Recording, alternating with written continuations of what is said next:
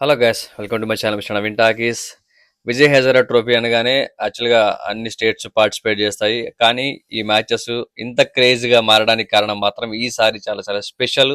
Almost ఇండియాకి ఆడే ప్రతి ఒక్క ప్లేయర్ కూడా విజయ్ హజారా ట్రోఫీలో ఆడుతున్నారు. ఆల్రెడీ అందరూ అంటే ఏ గ్రేడ్లో ఉన్న ప్లేయర్స్ అందరూ విరాట్ కోహ్లీ, రోహిత్ శర్మ, హర్షదీప్ సింగ్, మహమ్మద్ సిరాజ్, తర్వాత ఆల్వేస్ అందరూ ఇంకా ఆల్మోస్ట్ ఇషాన్ కిషన్, శ్రేయస్ అయ్యర్ కూడా ఆడుతున్నాడు. శ్రేయస్ రెస్ట్ లో ఉన్నాడు. సో రిషబ్ పంత్, సో ప్రతి ఒక్క ప్లేయర్ ఈసారి ఈ సీజన్ లో ఇది ఆడడం అనేది నిజంగా విజయ్ హజారా ట్రోఫీకి ఒక మర్చిపోలేని ఒక ఇయర్ అనుకోవాలి. నిజంగా చెప్పాలంటే ఇంతమంది ప్లేయర్స్ మళ్ళీ మళ్ళీ ఆడకపోవచ్చు, అంత ఛాన్స్ రాదు. ఈ ప్లేయర్స్ కి ఇప్పుడు రూల్ పెట్టారు బీసీఐ, ఖచ్చితంగా ఆడాలి, నెక్స్ట్ 1 days కంటిన్యూ చేయాలి అంటే విరాట్ కోహ్లీ, రోహిత్ శర్మ ఈ లోకల్ డొమెస్టిక్ మ్యాచ్ కూడా కంప్లీట్ గా ఆడాలని చెప్పి రూల్ పెట్టారు.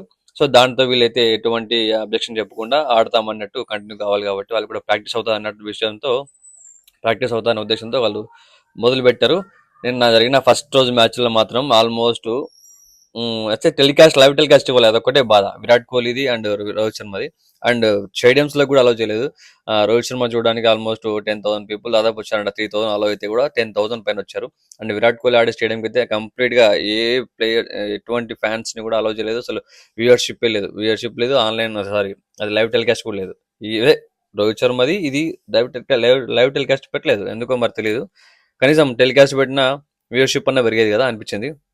అండ్ జియో హాట్‌స్టార్ చూసా కానీ ట్రై చేస్తే దొరకలేదు. నేనైతే చాలా డిసప్పాయింట్ అయ్యా చూడలేదని చెప్పి వాళ్ళ బ్యాటింగ్. మీరు ఎంతమంది ఇలా డిసప్పాయింట్ అయ్యారో నాకు తెలియదు కానీ వాళ్ళ బ్యాటింగ్ కోసమే నేను క్రికెట్ చూస్తా కాబట్టి. సో వాళ్ళిద్దరు లేకపోవడం వల్ల చూడడానికి కొంచెం అదే నిన్న ఉన్నారు కాబట్టి చూడడానికి ట్రై చేసినా దొరకకపోవడంతో కొంచెం డిసప్పాయింట్మెంట్ అనిపించింది. బట్ ఇద్దరు సెంచరీలు చేశారు. Virat Kohli 101 balls 131 runs, and Rohit Sharma 94 బాల్స్లో 155 runs. మామూలు ఆట కాదు, బీభత్సంగా ఆడారు నిన్న ఇద్దరు. నిజంగా చెప్పాలి, సెంచరీస్ చేశారు. హ్యాపీ విషయం అయితే వాళ్ళ ఫామ్ కంటిన్యూగా కొనసాగిస్తున్నారు.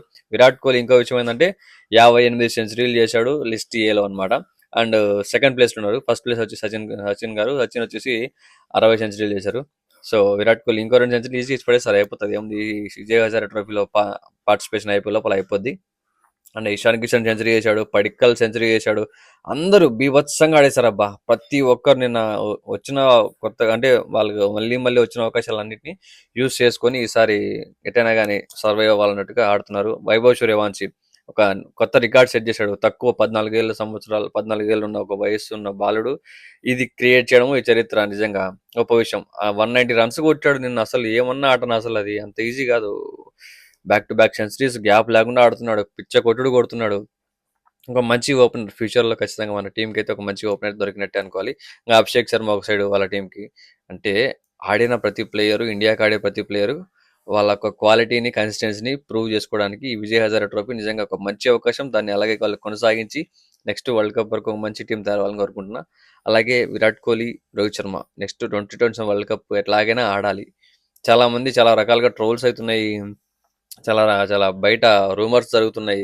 గంభీర్ ఇట్లా అంటున్నాడు, వీళ్ళు వద్దంటున్నాడు అని చెప్పి నెక్స్ట్ న్యూజిలాండ్ సిరీస్ కి విరాట్ కోహ్లీని వద్దన్నట్టు వేరే ప్లేయర్ ని నెంబర్ 3 ప్లేస్ లోకి ట్రై చేయాలన్నట్టుగా కూడా ప్లాన్ చేసి బీసీఐకి గంభీర్ రిక్వెస్ట్ పెట్టాడు. సో దాన్ని బీసీఐతో డిస్కషన్ పెడితే తర్వాత బీసీఐ గంభీర్ రిక్వెస్ట్ రిజెక్ట్ చేసేసి విరాట్ కోహ్లీని న్యూజిలాండ్ సిరీస్ ఆడాలని చెప్పి అన్నట్టు కూడా జరుగుతుంది. అది నిజమా అబద్ధమా అనేది మనకు తెలియదు. మీమ్స్ చూసి తెలుసుకోవాల్సింది తప్ప అఫీషియల్ న్యూస్ అనేది మనకు అంత ఈజీగా బయటికి రాదు, కనుక్కోలేం. అక్కడ ఏం జరిగేది ఇన్సైడ్ అసలు మనకు గెస్ట్ చేయలేం, తెలియదు. కాబట్టి మనం బయటకు జరిగేవన్నీ కూడా చూసి ఓకే అనుకోవాలి తప్ప అంతకంటే ఏం లేదు. బట్ విరాట్ కోహ్లీ, రోహిత్ శర్మ ఇద్దరు కంటిన్యూ చేయడం చాలా ఇంపార్టెంట్. ఇప్పటికే జియో హాట్‌స్టార్ వాడు వాళ్ళ అగ్రిమెంట్ ని, వాళ్ళ కాంట్రాక్ట్ ని, లైవ్ టెలికాస్ట్ యొక్క కాంట్రాక్ట్ ని తీసేసుకున్నాడు. ఎందుకంటే టెస్ట్లకి వ్యూవర్షిప్ లేదు, 1 days కి మాత్రమే వీళ్ళు ఆడుతున్నారు కాబట్టి అది కూడా వ్యూవర్షిప్ వస్తుంది. T20కి వ్యూవర్షిప్ పెద్దగా లేదు. సో మొత్తానికి ఈ వ్యూవర్షిప్ లైవ్ అనేది కొలాప్స్ అయిపోయింది, చాలా చాలా డ్యామేజ్ అయిపోయింది వీళ్ళిద్దరు లేకపోవడం వల్ల. అలాగే నెక్స్ట్ వరల్డ్ కప్ వరకు వీళ్ళు లేకపోతే మాత్రం 2027 వరల్డ్ కప్ కష్టమే. ఈ T20 వరల్డ్ కప్ కూడా వ్యూవర్షిప్ అనేది తక్కువే, బుకింగ్స్ కూడా చాలా తక్కువే ఉన్నాయని అనిపిస్తుంది. ఎందుకంటే ఆడాల్సిన ప్లేయర్స్, మెయిన్ ప్లేయర్స్ అనుకున్న వాళ్ళు లేరు కాబట్టి ఇది వాళ్ళంతగా రిటైర్మెంట్ ఇచ్చారు. దట్స్ ఫైన్, అది ఓకే. ఇంకా టెస్ట్ అనేది బలవంతంగా బయటికి తోసేశారు, అది జరిగిన విషయమే తెలుసు. బలవంతంగా వాళ్ళని వెళ్ళిపోవాలని చెప్పి దబ్బేయడం జరిగింది. అండ్ 1 days నుంచి కూడా పంపించాలని చాలా చాలా ట్రై చేస్తున్నారు కూడా స్టిల్ వాళ్ళ సెలక్షన్ టీము. మరి వీళ్ళ అవకాశం ఇవ్వట్లేదు. వీళ్ళు ఆడే ఆటకి ఎవరు పెట్టుకోకుండా ఉండాలి అనే ఆప్షన్ అయితే లేదు. బీసీసీఐ కూడా కన్సిడర్ చేయాల్సిందే కదా. వీళ్ళు ఆడే ఆటకి తీసివేయాల్సిన ఆలోచన ఎట్లా వస్తుంది? వాళ్ళేమో తీసేయాలని పర్సనల్గా ఆలోచించినా కూడా ప్రొఫెషనల్గా ఆట చూస్తే తీసేయడానికి అవకాశం లేదు కదా. సో అదే hope this will continue for towards 2027 world cup వరకు ఇలాగే కంటిన్యూ అవ్వాలని కోరుకుంటున్నా. సో మీకు అనిపించింది నిన్న మ్యాచ్ చూసిన తర్వాత, ఆ స్కోర్స్ చూసిన తర్వాత హ్యాపీగా అనిపించిందా? ఫీల్ అయ్యారా హ్యాపీగా? రోహిత్ శర్మ ఫ్యాన్స్, విరాట్ కోహ్లీ ఫ్యాన్స్, నేనైతే చాలా హ్యాపీ. మీరు అనుకున్న కింద కామెంట్లో చెప్పేసండి. Stadium love you.